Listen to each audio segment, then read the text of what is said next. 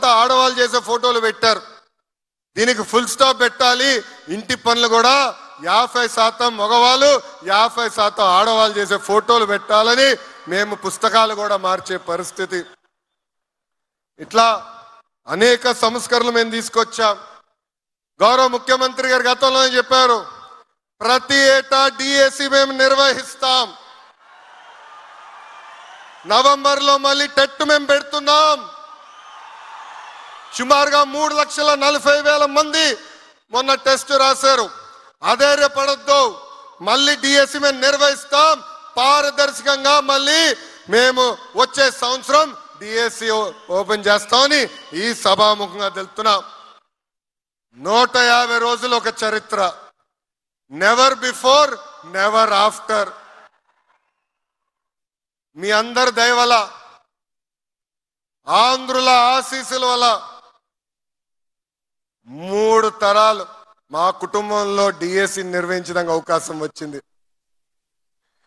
విశ్వవిఖ్యాత నట సార్వభౌమ స్వర్గీయ శ్రీ నందమూరి తారక రామారావు గారు కానివ్వండి, గౌరవ ముఖ్యమంత్రి చంద్రబాబు నాయుడు గారు కానివ్వండి, విద్యాశాఖగా మీ లోకేష్, నాకు ఇంత అద్భుతమైన అవకాశం మీరందరూ నాకు ఇచ్చినందుకు చేతులెత్తి నమస్కరిస్తున్నా.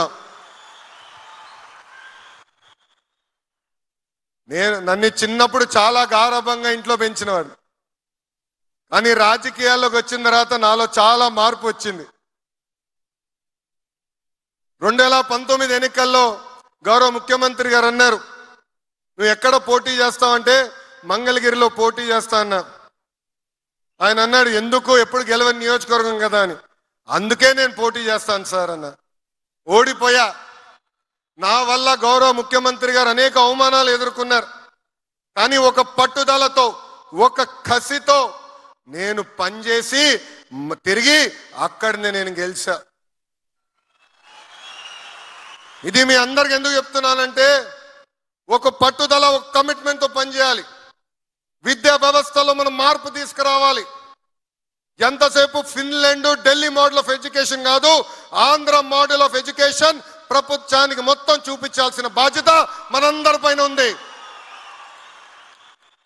గౌరవ ముఖ్యమంత్రి గారు అడిగారు, నీకు ఏ శాఖ కావాలంటే విద్యాశాఖ ఇవ్వండి అన్న. నీ వల్ల అవుతుందా? యూనియన్లు ఉంటారు, ఉపాధ్యాయులు ఉంటారు, చాలా కఠినమైన శాఖ అంటే అందుకే ఇవ్వండి సార్, మార్పు తీసుకొచ్చి మీ దగ్గర పెట్టే బాధ్యత ఒక యువకుడిగా నేను తీసుకుంటా అన్న. అందుకే ఇక్కడున్న ఉపాధ్యాయులందరినీ కోరుతున్నా, ఇంతేకాదు లైవ్ లో చూస్తున్న ఉపాధ్యాయులందరినీ కోరుతున్నా, రండి కలిసికట్టుగా పనిచేద్దాం. ప్రపంచానికి ఆంధ్ర మోడల్ ఆఫ్ ఎడ్యుకేషన్ ఏంటో చూపిద్దాం. 5 సంవత్సరాల్లో గ్యారంటీడ్ ఎఫ్ఎల్ఎన్ అందిద్దామని ఈ సభాముఖంగా మీ అందరు తెలుపుకుంటూ, ఉత్తమ ఉపాధ్యాయుల్ని గౌరవ ముఖ్యమంత్రి గారు నేను కోరుతున్నా, సార్ ఉత్తమ ఉపాధ్యాయుల్ని ఇతర దేశాలకు ఎక్స్పోజర్ విజిట్ కి పంపించాలని నాలో కోరిక ఉంది. ఫిన్లాండ్, సింగపూర్ లాంటి దేశాలకు వెళ్ళి అక్కడ మెరుగైన విద్య ఎట్లా అందిస్తున్నారు, వాళ్ళ దగ్గర నుంచి మనం ఏం నేర్చుకోవచ్చు అనేది నాకు కోరిక ఉంది. మా ఉపాధ్యాయులందరూ కూడా కోరిక ఉంది. ఆ కోరిక మీరు తీరుస్తారని ఈ సభాముఖంగా గౌరవ